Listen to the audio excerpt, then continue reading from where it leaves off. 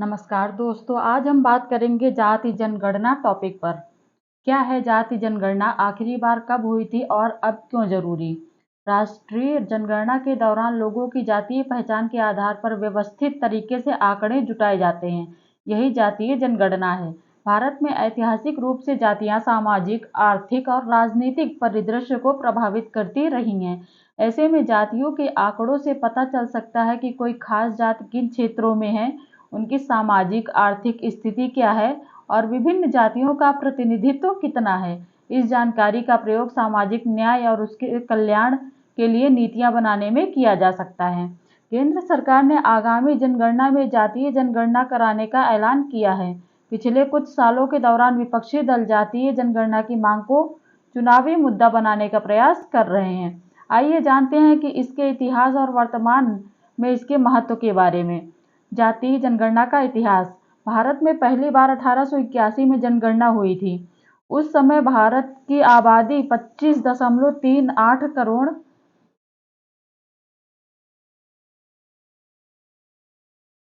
थी।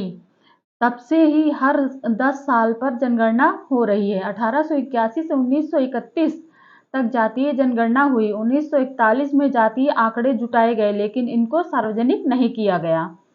आज़ादी के बाद 1951 में पहली जनगणना हुई थी। उस समय सरकार ने तय किया कि सिर्फ अनुसूचित जाति एससी और अनुसूचित जनजाति एसटी के आंकड़े ही जुटाए जाएंगे। सरकार का मानना था कि जातियों की गणना से समाज विभाजित होगा और राष्ट्रीय एकता कमजोर होगी। 1961 में राज्यों को दी गई सर्वेक्षण की अनुमति। 1991 में राज्यों को ओबीसी की अपनी सूची तैयार करने के लिए सर्वेक्षण की अनुमति दी गई। ओबीसी जातियों को सामाजिक और आर्थिक रूप से सशक्त बनाने के लिए विशेष उपायों की मांग को ध्यान में रखकर यह अनुमति दी गई थी। हालांकि राष्ट्रीय स्तर पर जातीय जनगणना नहीं की गई। 2011 में हुई जातीय जनगणना 2011 में हुई जातीय जनगणना में यूपीए सरकार ने सामाजिक, आर्थिक और जातीय जनगणना के लिए करीब 4.5 हजार करोड़ रुपए खर्च किए थे, लेकिन जातियों के आंकड़े सार्वजनिक नहीं किए गए। 1931 के बाद जातियों के आंकड़े जुटाने का यह पहला प्रयास था। 2014 में कर्नाटक की सिद्धरमैया सरकार ने किया जातीय सर्वेक्षण, जारी नहीं की रिपोर्ट। 46 लाख से अधिक हो चुकी है जातियों की संख्या। केंद्र सरकार के अनुसार 1931 में थी 4147 जातियां। 4.10 लाख हो चुकी है। महाराष्ट्र में जातियों की संख्या 1931 में थी 494। ये राज्य करा चुके हैं जातीय सर्वेक्षण। कौन कौन से राज्य हैं? बिहार, तेलंगाना और कर्नाटक अपने स्तर पर जातीय जनगणना करा चुके हैं। इनका उद्देश्य राज्य की आरक्षण नीतियों और कल्याणकारी योजनाओं को प्रभावी तरीके से लागू करने के लिए आंकड़े जुटाना था। बिहार के जातीय सर्वेक्षण 2023 से सामने आया कि राज्य की कुल आबादी में ओबीसी और अत्यंत पिछड़े वर्गों ईबीसी की हिस्सेदारी 63% से अधिक है। जातीय जनगणना से लाभ।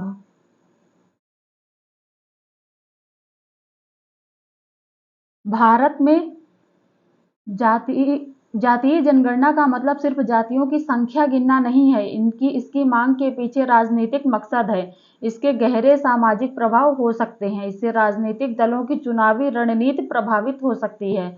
जातीय जनगणना कराने के पक्ष में तर्क दिया जाता है कि 1951 से एससी और एसटी जातियों का आंकड़ा जारी होता है, लेकिन ओबीसी और दूसरी जातियों के आंकड़े नहीं आते। ऐसे में ओबीसी की सही आबादी का अनुमान लगाना मुश्किल है। यह तर्क भी दिया जाता है कि आबादी के सही आंकड़े पता होने से उनके सामाजिक आर्थिक विकास के लिए योजनाएं बनाने में आसानी होगी। जातीय जनगणना से हानि। अब देखते हैं। एक वर्ग का मानना है कि जातीय जनगणना की मांग के पीछे मकसद पिछड़ी जातियों को सामाजिक न्याय सुनिश्चित करना नहीं है, बल्कि समाज को विभाजित करके राजनीतिक लाभ प्राप्त करना है। इस वर्ग का कहना है कि सरकार के पास पहले से जरूरी आंकड़े हैं। इनके आधार पर कमजोर वर्गों के सामाजिक आर्थिक तरक्की के लिए नीतियां और कार्यक्रम प्रभावी तरीके से लागू किए जा सकते हैं, और ऐसा हो भी रहा है। ऐसे में जातीय जनगणना से देश में जातीय विभाजन और गहरा होगा और इससे समाज में तनाव और कटुता पैदा होगी। अब देखते हैं जातीय व्यवस्था का इतिहास। History of the caste system. जाति व्यवस्था का पहला साहित्यिक अंश ऋग्वेद में पाया जाता है, जहाँ 3 समूहों का वर्णन किया गया: ब्राह्मण, पुरोहित, क्षत्रिय, राजा तथा शासक एवं वैश्य, सामान्य लोग। पुरुषोक्ता स्रोत 4 वर्णों का वर्णन करता है, जिसकी उत्पत्ति सृष्टिकर्ता विधाता के शरीर के 4 भागों से हुई है। ये 4 वर्ण ब्राह्मण, क्षत्रिय, वैश्य तथा शूद्र हैं। इन्हें चतुर्वर्ण भी कहा जाता है।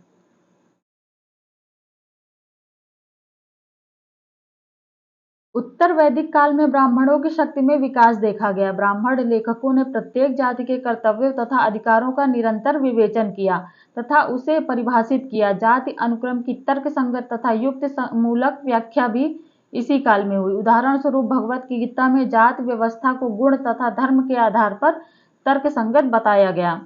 6ठी सदी ईस्वी पूर्व ने बौद्ध धर्म का उत्थान देखा, जिसने जाति व्यवस्था पर ही प्रश्न चिन्ह लगाया। कुछ विचारकों के अनुसार बौद्ध धर्म सामाजिक तथा राजनीतिक दृष्टि से ब्राह्मणों की प्रधानता के विरुद्ध क्षत्रियों का एक आंदोलन था। लंबे इतिहास वाले भक्ति आंदोलन में ऐसे तत्व मौजूद हैं जो जाति विचारधारा के विपरीत होते हैं। भक्ति आंदोलन के संत सभी जातियों के थे, जिसमें हरिजन भी शामिल थे। यह आंदोलन भारतीय इतिहास में निरंतर जारी रहा तथा पूरे उपमहाद्वीप में फैला हुआ था। इस आंदोलन ने सभी जातियों के धर्मांतरितों को आकर्षित किया। कबीर का अनुसरण करने वाले कबीरपंथी भी एक जाति बन गए। ईसाई तथा इस्लाम में धर्म परिवर्तन के बाद भी जाति व्यवस्था बनी रही। 19वीं सदी के दौरान पंजाब में आर्य समाज तथा बंगाल में ब्रह्म समाज की स्थापना हुई। उन्होंने आंदोलन रामकृष्ण मिशन जातियों के उदारीकरण की ओर झुकाव को निरूपित किया। जाति की मुख्य विशेषताएं।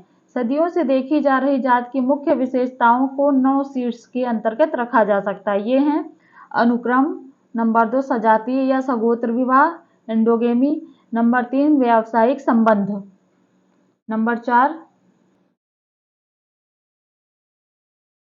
प्रथा, नंबर 5 पहनावा तथा बोली में भिन्नता, नंबर 6 धर्म विधि, नंबर 7 अन्य विशेष सुविधाएं तथा असमर्थताएं, नंबर 8 जाति संगठन, नंबर 9 जाति गतिशीलता। अब देखते हैं इससे संबंधित प्रश्न उत्तर क्या बन सकते हैं। प्रश्न: भारत में जाति व्यवस्था के ऐतिहासिक पक्ष पर प्रकाश डालते हुए जाति आधारित जनगणना के लाभ एवं हानि की विवेचना कीजिए। 150 शब्दों में इसको सॉल्व करना है। पहले इसके ऐतिहासिक पक्ष बताएंगे और फिर उसके बाद इसके लाभ एवं हानि क्यों करानी चाहिए, इससे क्या लाभ होंगे क्या हानि होगी, इसकी विवेचना करनी है। ठीक है। अब दूसरा प्रश्न देखते हैं पीटी से रिलेटेड। भारत में पहली बार जनगणना की शुरुआत किस वर्ष हुई थी? 1891 में, ऑप्शन बी 1881 में, ऑप्शन सी 1991, ऑप्शन डी 1981। क्या होगा उत्तर सही? 1881, ऑप्शन नंबर बी। अब देखते हैं दूसरा प्रश्न।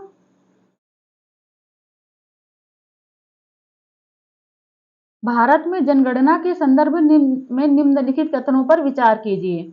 नंबर 1, भारत में जनगणना प्रत्येक 10 वर्ष के अंतराल पर कराई गई है। नंबर 2, भारत में जनगणना महापंजीयक एवं जनगणना आयुक्त कार्यालय द्वारा कराई जाती है, जो भारत सरकार के गृह मंत्रालय के अधीन कार्य करता है। उपर्युक्त में से कौन सा ऐसे कथन सही हैं? ऑप्शन ए केवल 1, ऑप्शन बी केवल 2, ऑप्शन सी 1 और 2 दोनों, या ऑप्शन डी ना तो 1 और ना ही 2। क्या होगा सही उत्तर? सी 1 और 2 दोनों सही हैं। ठीक है।